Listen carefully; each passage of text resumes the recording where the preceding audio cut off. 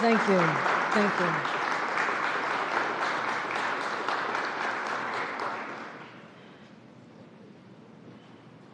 Every day, first responders wake up, they put on their uniform, and head into work knowing that this could be the day.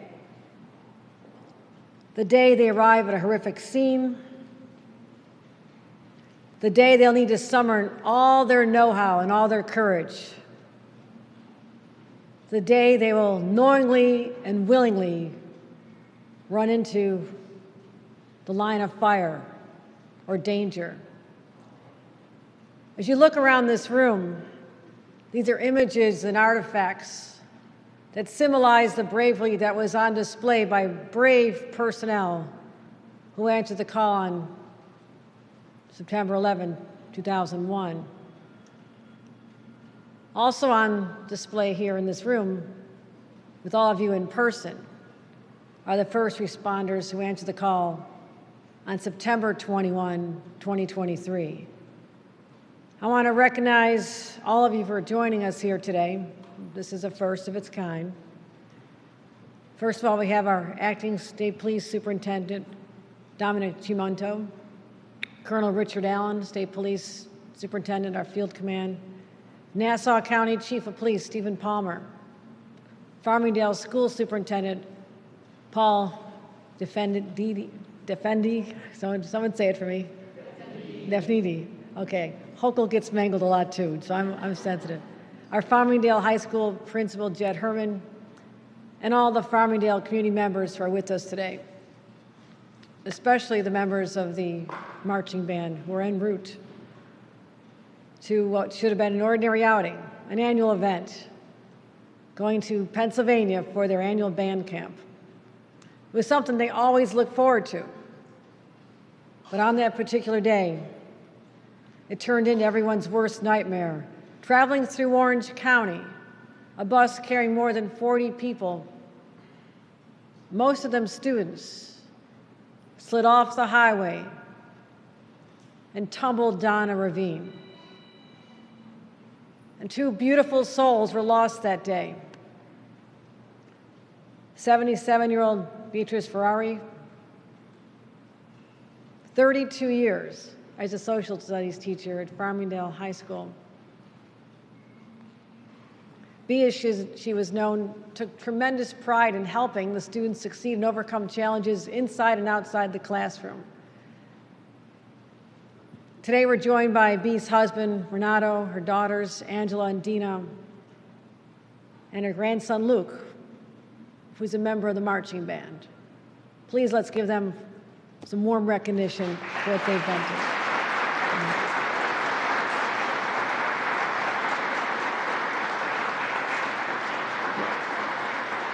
Bea was retired but volunteered to chaperone the trip. She loves spending her time with her great friend Gina, Farmingdale's beloved band director. Gina was also taken from us that day. She was 43 years old. To her students, she was Mrs. P, a tireless and generous leader who built the Farmingdale Marching Band from the ground up. Today it has over 300 members. It's extraordinary. And everyone can still see her warm smile and her infectious laugh. Here today with us are Gina's parents, Diane and Joseph.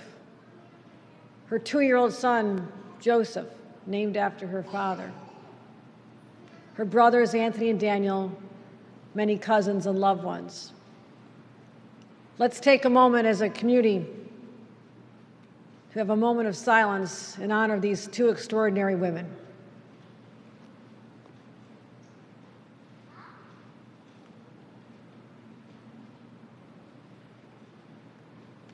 May their memory be a blessing to their loved ones and to the countless people whose lives they've touched and whose spirits they nurtured. You know, as everyone started to see the reports of a bus flipped on its side, everyone feared the worst. Pennsylvania firefighter Hayden Thompson was the first person on the scene that day, and he wasn't even on duty. He wasn't called there. He was working his day job as a truck driver when he saw the wreck. That's one of the remarkable things about our first responders. Every one of them would do the same thing. Even when they're off the clock, they never turn off that natural instinct to go into harm's way because there just might be someone who needs them at that very moment. And they sure did. That inherent sense of duty, the willingness to put others' safety and indeed their own lives ahead of your own. Not far behind were Orange County Sheriff's Deputy Brian Kelly, Silver Lake Fire Chief Mike Morstadt, and Slate Hill Fire Chief Sean Graham, the very first on the scene. Not long after, they were joined by New York State Police, who I spoke to that day within hours of the accident. Put yourself in their shoes for a moment. They rushed down a hill toward the wreckage. It would not have been unusual for that bus to go up in flames at any second. And it would have happened while it was being surrounded and approached by these first responders. Think about the first moment they peered into the bus, the chaos, the shattered glass, the crushed metal, the screams, the cries for help, the fear on the faces of children, smoke billowing out of the engine, the clock ticking in your head. You don't have much time you have. Every second counts. And you don't know how many are seriously hurt. But I have no doubt, as I look upon all of you, that there are people, mostly the students, who are alive today because of your actions in those early, most pivotal moments. And that set the tone for an incredible rescue effort that would take over 200 plus responders on the scene that day, 200 people, to get them quickly out of harm's way. And together, they rescued every single child on the bus. So the pain of these two beautiful families didn't have to be replicated over and over and over by traumatized parents and their siblings and grandparents. That's a remarkable.